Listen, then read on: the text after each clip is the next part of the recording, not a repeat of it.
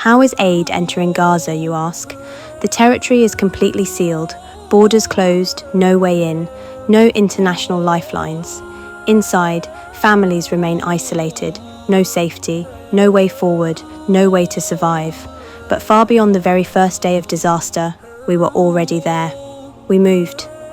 Not waiting for borders to open, not depending on what might come from beyond.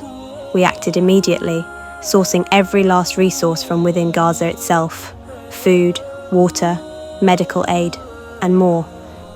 Whatever we could find, wherever we could find it. It wasn't much, but it was something.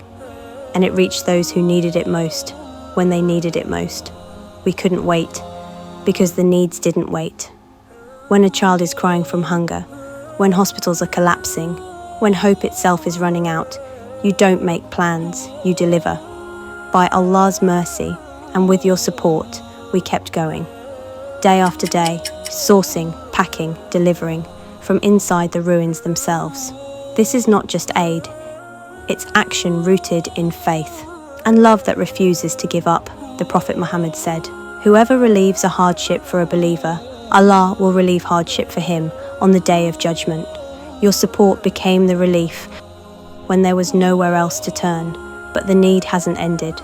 Families across Gaza are still desperate, waiting, praying, holding on. Be the answer to their pleas. Donate now and let your mercy make the impossible possible.